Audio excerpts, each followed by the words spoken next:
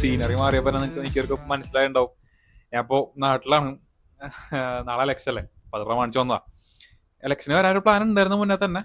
പക്ഷെ ഞാൻ വൈകുന്നേരം ഒരു 5:30 ആ റേഞ്ചില് ട്രിവാൻഡ്രത്ത് നിന്ന് വരാന്ന് വെച്ചിട്ടുണ്ടായ. രാവിലെ നമ്മൾ ഷൂട്ടിംഗ് പരിപാടിയൊക്കെ കഴിച്ചിട്ട് വൈകുന്നേരം സാവകാശം വരാം, ട്രെയിനിൽ നിന്ന് എഡിറ്റ് ചെയ്യാം, അങ്ങനെയൊക്കെ ആയിരുന്നു പ്ലാൻ. പ്ലാൻ ചെയ്ത പോലെ എല്ലാം നടക്കണമെന്നില്ല. അപ്പോ രാവിലെ അച്ഛൻ വിളിച്ചു. അച്ഛൻ പറഞ്ഞു വൈകുന്നേരത്തേക്ക് കേൾക്കണ്ട, നേരത്തെ വരാൻ പറഞ്ഞു. കാരണം നാളെ ഇലക്ഷൻ അല്ലേ, അപ്പൊ ഇലക്ഷൻ ആകുമ്പോൾ രാത്രി ട്രാവലൊക്കെ മാക്സിമം ഒഴിവാക്കാനായിട്ട്. കാരണം ഇഷ്യൂ എന്ന് പറയായിട്ടല്ല, അപ്പൊ രാത്രി ട്രാവൽ ഉണ്ടെന്ന് വെച്ചിട്ട് നമ്മള് രാവിലെ തന്നെ ഉച്ചയ്ക്ക് തന്നെ ട്രെയിൻ കയറി പോന്നു. എന്നെ കുറച്ച് പരിപാടിയൊക്കെ ഉണ്ടായിരുന്നു. പക്ഷെ മൊത്തത്തിൽ ഒന്ന് തിരക്കായി പോയി. അപ്പോ വിചാരിച്ച പോലെ എല്ലാം ഒന്ന് സെറ്റായി വരാനുള്ള ടൈം കിട്ടിയില്ല. അവിടെ നിന്ന് വീട് എടുക്കാൻ പറ്റിയില്ല. ഇടയിൽ ഞാൻ കുറച്ച് വീട് എടുത്തു, പക്ഷെ അതൊന്നും ശരിയായില്ല. നോക്കട്ടെ, നമുക്ക് അതിൽ തിരക്കേടില്ലാത്ത ഞാൻ ഇൻക്ലൂഡ് ചെയ്യാം. അപ്പോ അപ്പൊ അങ്ങനെ നാട്ടിലെത്തി. ഇനിയിപ്പോ കുറച്ച് കഴിഞ്ഞിട്ട് പുറത്തേക്ക് ഒന്ന് പോകണം. അവിടെ പിള്ളേരൊക്കെ ഒന്ന് മീറ്റ് ചെയ്യണം. നാട്ടിൽ വരുമ്പോഴൊക്കെയാണ് നമ്മൾ ഇതിനെ കുറച്ചും കൂടെ ഒന്ന് പുറത്തേക്കൊക്കെ ഇറങ്ങി നടക്കണത്. അപ്പോൾ ആ ടൈം മാക്സിമം ഒന്ന് മാറ്റി വെക്കണം. അങ്ങനെ ഇനിയിപ്പോ നമുക്ക് ബാക്കിയുള്ളത്, നമ്മള് ബുക്ക് വായിച്ചു തീർത്തു. ലിറ്ററലി ബുക്ക് മൊത്തം കഴിഞ്ഞു.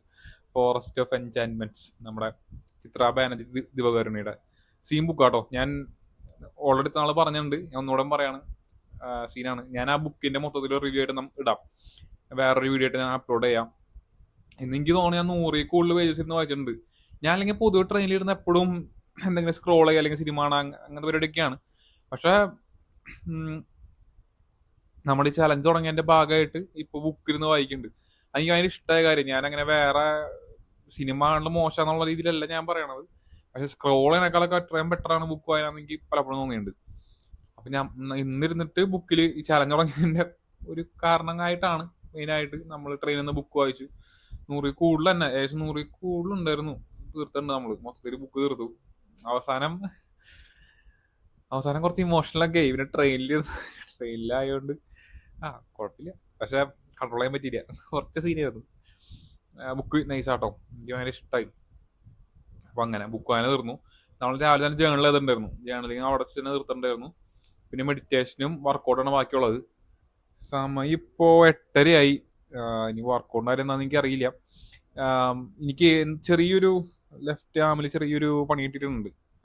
ഇഞ്ചുറി ആയിട്ടല്ല, എന്നാലും മസിൽസിന് അവിടെ നിന്ന് സ്ട്രെയിൻ പോലെ ഉണ്ട്. അപ്പൊ എന്റെ അടുത്ത് ലെഫ്റ്റ് ആം അധികം ഇത് ചെയ്യണമെന്ന് പറഞ്ഞിട്ടുണ്ട്. അപ്പൊ അതുകൊണ്ടാണ് നമ്മൾ കഴിഞ്ഞ 2 ദിവസമായിട്ട് സ്ട്രെച്ചിങ് ഫ്ലെക്സിബിലിറ്റി ഫോക്കസ് ചെയ്യണം. ഇന്നും മിക്കവാറും ചെയ്യുകയാണെങ്കിൽ, എനിക്ക് അറിയില്ല ഫുൾ ബോഡി റെസ്റ്റ് കൊടുക്കണോ അതോ സ്ട്രെച്ച് ചെയ്യണമെന്ന് അറിയില്ല. നോക്കിയിട്ട് സെറ്റ് ചെയ്യാം. പിന്നെ മെഡിറ്റേഷൻ നമ്മൾ നിലപ്പ് ചെയ്യാം. അങ്ങനെ അപ്പോ ചലഞ്ച് അപ്പോൾ അതോട് കൂടി കഴിയും. നോട്ടെ, സെറ്റ് ചെയ്യാം. അപ്പോൾ ഓക്കെ, കഴിഞ്ഞിട്ട് അപ്ഡേറ്റ് ചെയ്യാം.